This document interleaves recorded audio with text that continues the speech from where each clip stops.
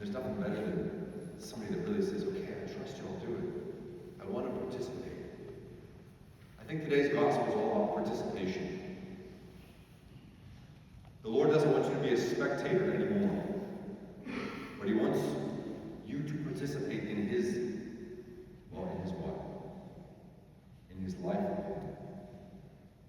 And yet there's voices that say, hey, stop participating. You shouldn't do that. Just be quiet. You know, my freshman year of high school, I had a situation where I was discouraged from participating. We have at my high school this thing called the Christmas giveaway. It's the last day of school before Christmas break. And the way that it goes is, imagine an auditorium like you're sitting here. The whole school comes in to the giveaway. And all of our names are in this big bucket that you can pull out, and you can win this raffle. Back at the time, there was like a new iPod or a gift certificate or whatever, some swag. But you can imagine the seniors were pretty upset that the freshmen were a part of this, because the seniors had 4 years to potentially win things, and all of a sudden, some first-year freshman is going to win things. So I was warned that the seniors weren't very kind to the freshmen at this event, which was true. Because when I came in the door, all the seniors were sitting basically where y'all are, right in the middle, and they literally made signs as we were walking in that said, freshmen aren't real people, and like booing us, and like, I'm like, what is going on? So we're all just shamelessly walking up, we could walk to the front because the freshmen sat right up front. And I was like, okay, I hope I don't have to participate, or I hope my name doesn't get pulled in this, because I'm going to get booed. And then, before the start of the giveaway, they got up and it was like the orchestra started playing for Christmas, Carol of the Bells. You know that song?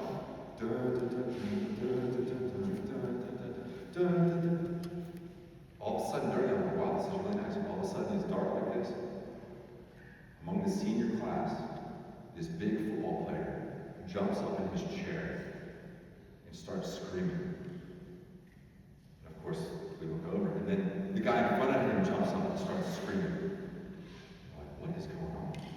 And then like the whole senior class is like up, kind of like moving around. And then the juniors get up and they start moving around. And all of a sudden the freshmen who are sitting up here are looking over, like, what is happening? Why is there so much chaos?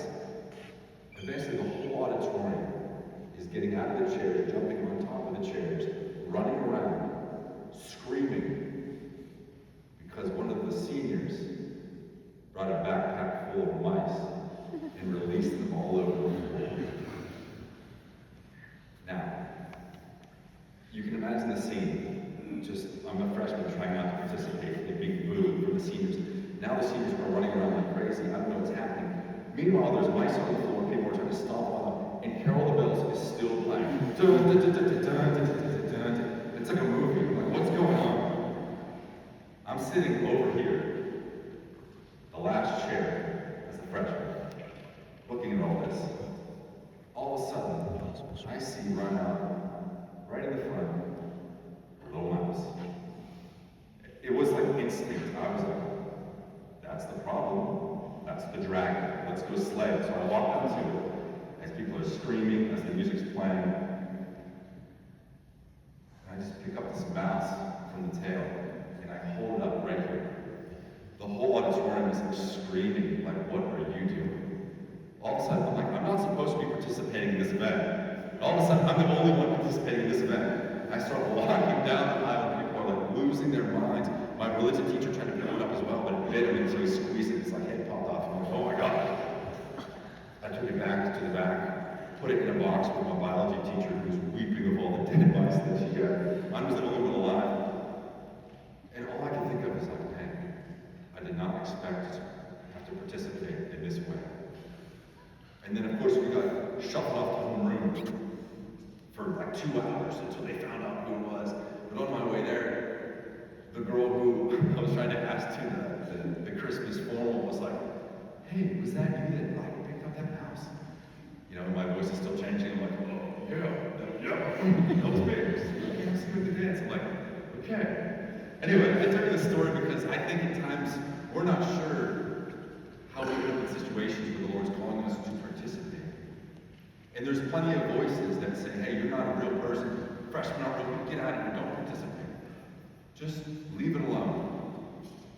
And yet the Lord Jesus desires for you to enter more. More into what? More into the participation of what he has in store for you. That if you come to Mass and this is just simply like, all right, let me clock in here and go back to my normal life, this isn't the participation that he desires from you. He desires to hand you the fishing reel. Not to leave and abandon you and say, all right, good luck, figure this out. But to stay with you. To hold your hand. To say, all right, you feel this bite? Oh, yep. Or to say, hey, be patient, be patient. But Jesus, when's it good? Just be patient. I'm getting bored and tired. Be patient. She hasn't texted me back yet. Be patient. Right? Whatever it is that you're like, oh. Or maybe you're in a fight with a fish where it's too strong. You're like, I just think I'm going to let go, but it's too hard. It's like, just stay. Just relax. Calm down. You know, on a fishing reel, there's something called the drag. The drag, if it's too tight, like some of your heart's so anxious and tight, whenever you're in a conflict, the line just snaps. Because you're just so wound up and afraid. And yet, if the drag is too loose, whenever a conflict, a fish, a person, a relationship grabs the line, it just runs with it. Next thing you know, you're like, where'd all the line go? I can't keep up with it. What do you need? You need a good fisherman. Maybe a fisher of men. To dial in the drag. This is the life of virtue. The life of virtue is dialing in the drag, the middle ground between too much and not enough. So that you're not afraid to participate, even when the voices say, sit down, be quiet. I was just talking to somebody earlier today that said, man, people say a lot of mean things. I don't know how, I can't let that bother me. Well, you need to hear the true things to combat the mean things. The true things are, you need to hear the Lord Jesus say to you, he loves you very much. You need to sit in the silence and be like, Father Barnabas keeps saying this and it's annoying because he won't say anything else. But I'll say it until you believe it. Because some of you still do not believe this. And there's no other point to this life than experiencing that. He wants you to participate how? Well, I'll give you a hint. Maybe the stuff that you go through or have gone through are the ways that you could unbind and untie those who are walking around like Lazarus among you. Jesus could have just said, all right, Lazarus, come out, and he's all like happy. Lazarus comes out like a mummy, still tied up. And Jesus goes, hey, go ahead, and tie him. Meanwhile, the boys are like, wow, today we like God to help bring this dead man out. They didn't really do anything, but Jesus helped them feel involved and plugged in. All of a sudden, like, yeah, we're a part of Jesus' deal. The thing is, you're able to untie people with your own stories. When you sit with people, when you care for them, when you listen to them, you show them, hey, if you feel like you're off of the participation path, come back. Come and see. And I will help you become a fisher of men. In the name of the Father, and the Son, and the Holy Spirit.